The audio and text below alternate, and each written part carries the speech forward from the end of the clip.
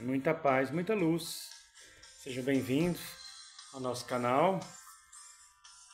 Vamos dar continuidade a um assunto aqui, baseando o nosso tema no livro do Franz Alt, da editora Pensamento, as 100 mensagens mais importantes de Jesus, na opinião do Franz Alt. Pode ser que um outro autor lance um livro com o mesmo nome, nada impede, com outras 100 mensagens que ele também considera importante, diferentes destas. Isso aqui a ideia aqui não é absolutizar nada e dizer, somos donos da verdade, jamais. O dono da verdade é Deus.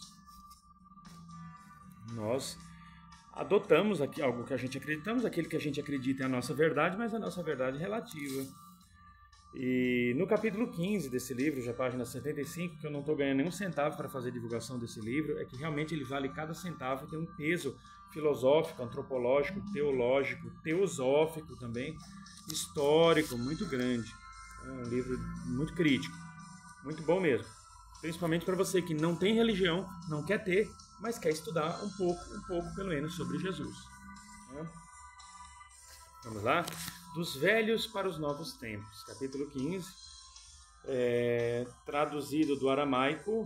Vamos lá, o tempo está cumprido e o reino de Deus está próximo. Arrependei-vos e confiai em Deus.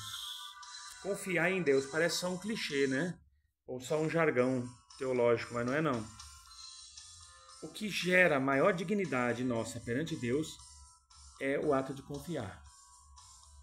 Você se torna digno perante Deus quando você deposita a sua confiança no sagrado, em Deus.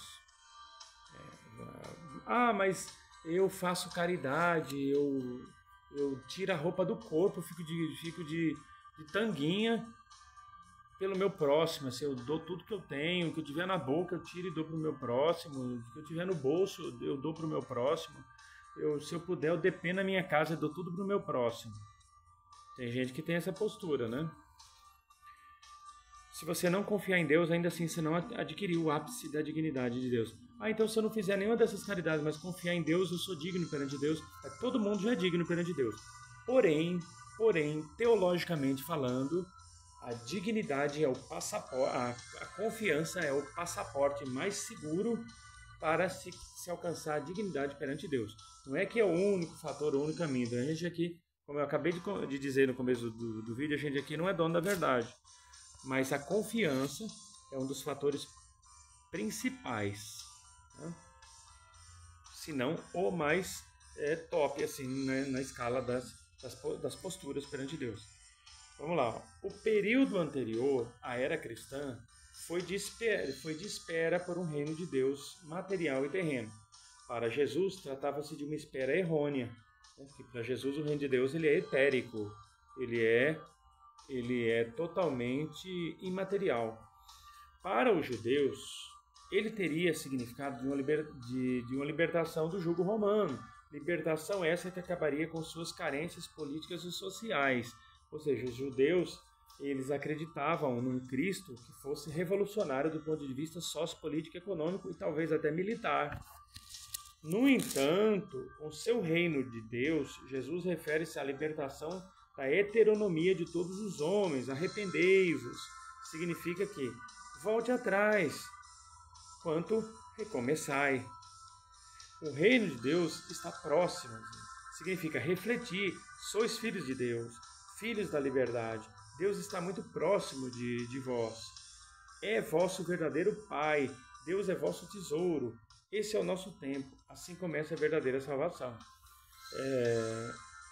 Quando Jesus dizia o reino de Deus está próximo, segundo os benfeitores espirituais que eu conversei,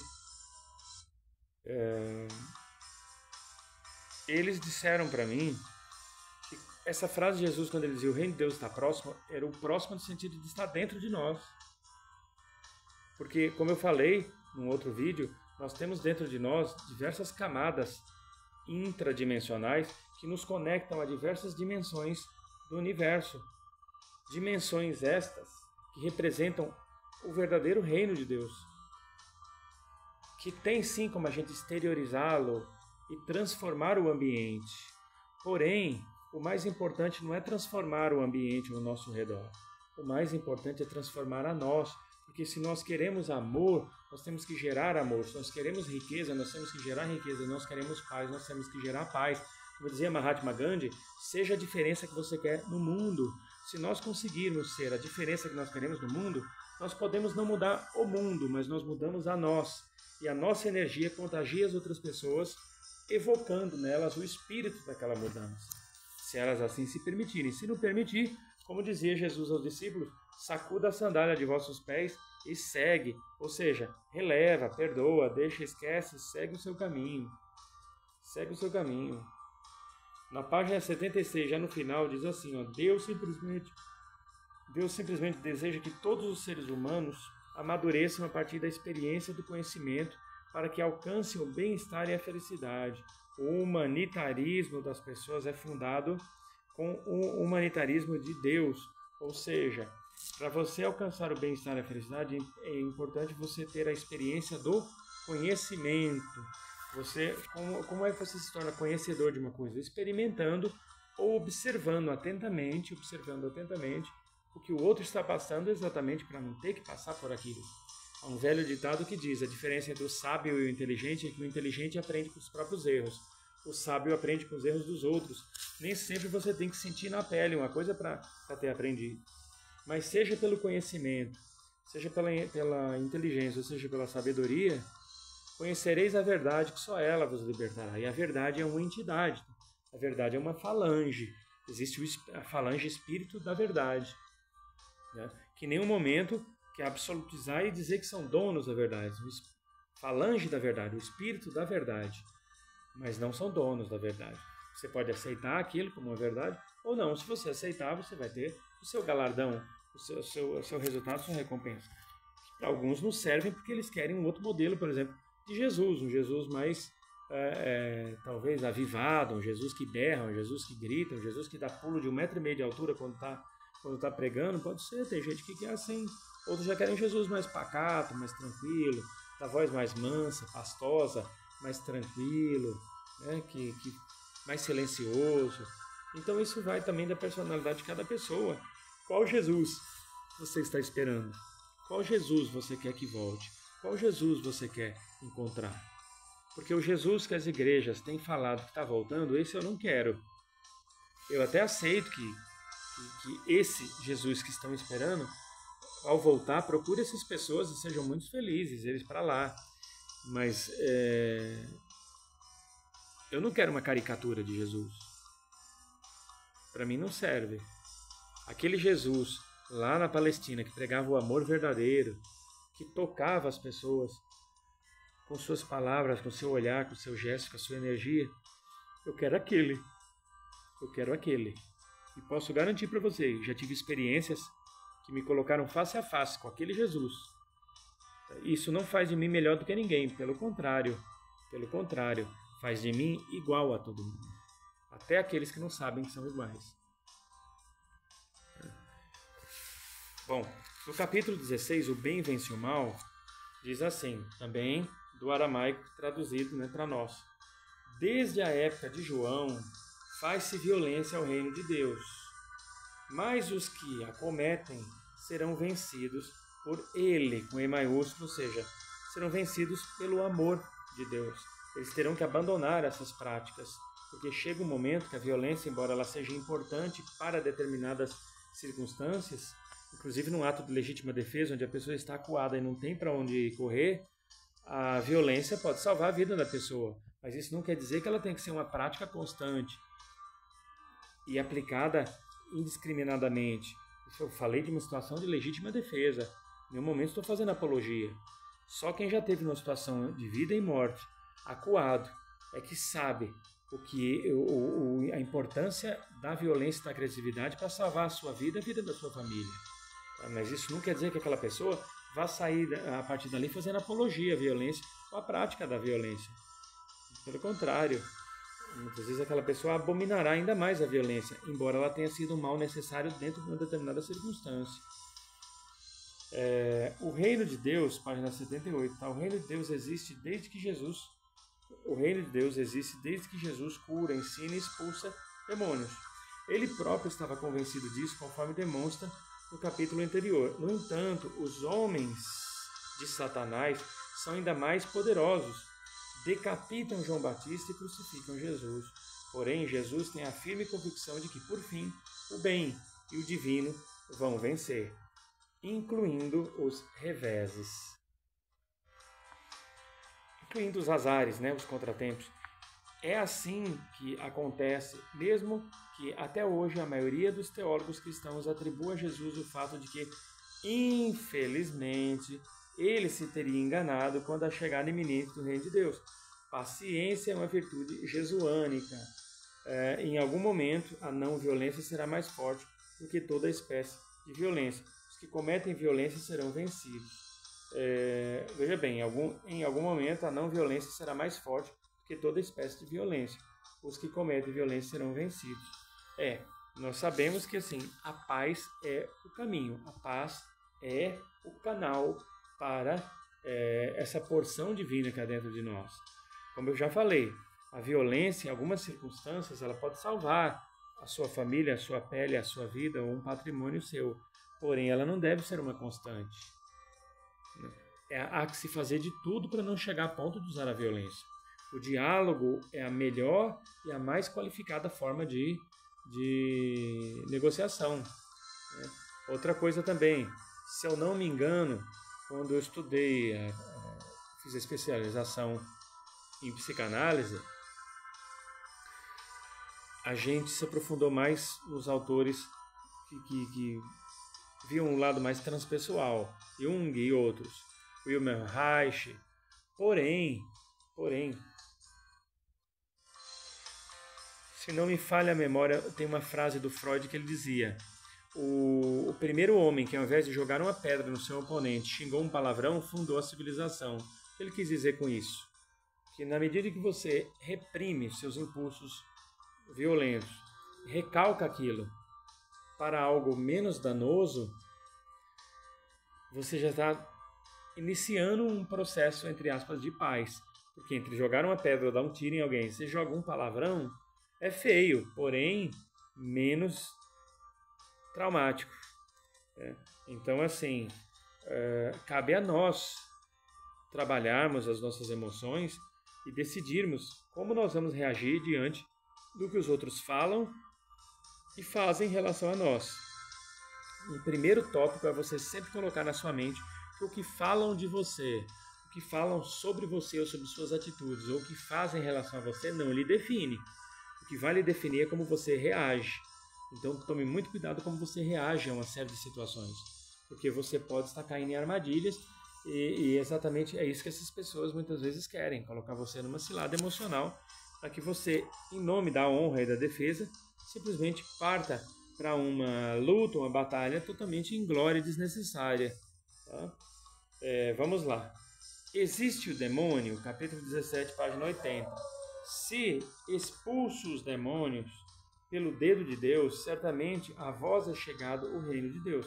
Está em Lucas, capítulo 11, versículo 20, Mateus, capítulo 12, versículo 28. Tá? Quando eu fiz aqui aquelas leituras, deixa eu ver se eu falei onde é que estava.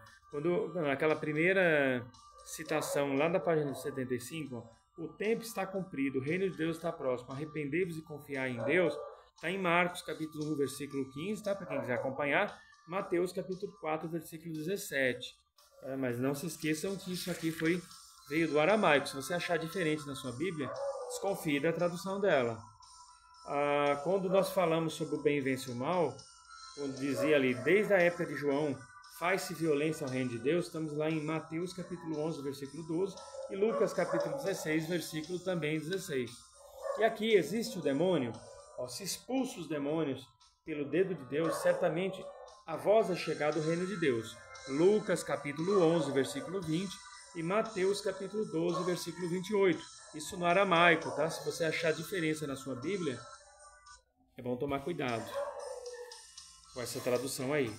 Aí continuando, para Jesus, a sua época, por certo, o diabólico, os demônios, o mal, Satanás eram seres espirituais. Nesse meio tempo, o diabo e os demônios usaram essencialmente dois truques para disfarçar a existência deles para nós, homens modernos. No truque número 1, eles não existiriam em absoluto. No truque número 2, de fato existirem, se de fato existirem, então o fazem em uma outra pessoa, não em nós.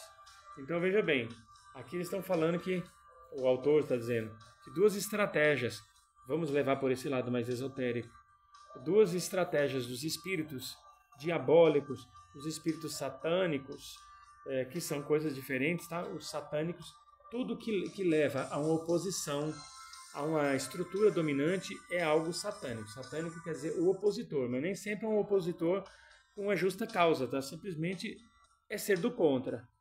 Isso é uma postura considerada satânica, psicologicamente falando.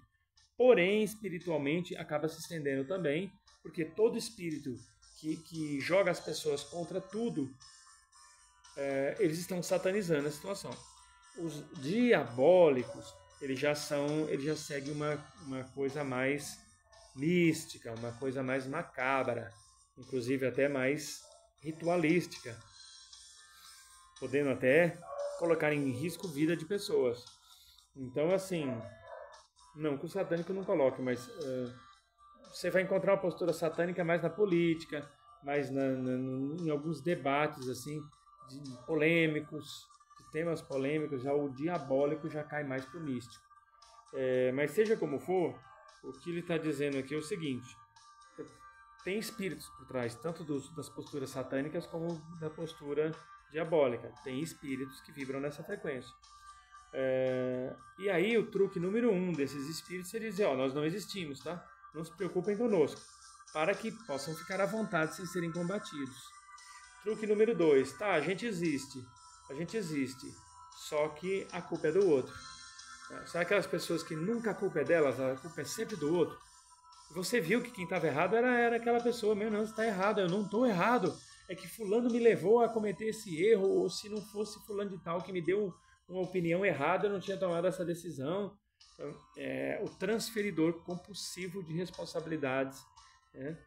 Se a pessoa, em algumas ocasiões, não estou dizendo que todo mundo que é assim está obsediado, mas geralmente as pessoas que agem assim estão sob influência de espíritos não muito luminosos.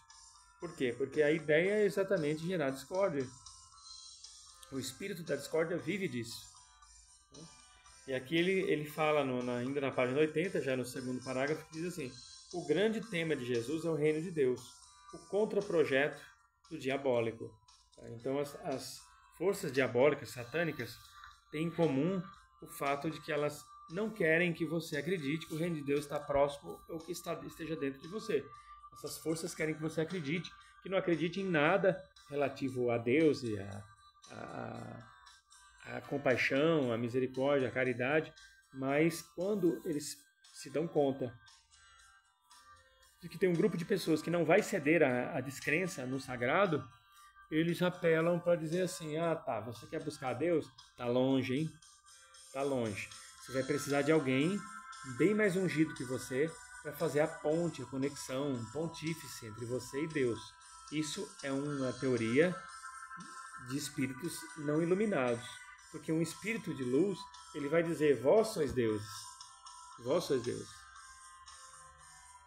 E se você tiver fé no Cristo que há dentro de você, poderá fazer a mesma coisa que todo Cristo que passou pela Terra fez, ou coisas ainda maiores. O espírito de luz, ele vai sempre motivar, vai sempre colocar você para cima. Ele sempre vai fazer com que você veja a porção divina que é em você e use essa porção divina para contagiar outras pessoas e se salvar. Porque a salvação é individual. O que seria essa salvação? É você ter a plena consciência de que você é um espírito eterno, imortal e reencarnante, que você precisa, de alguma forma, um dia, quando deixar esse mundo, sair dele melhor do que chegou.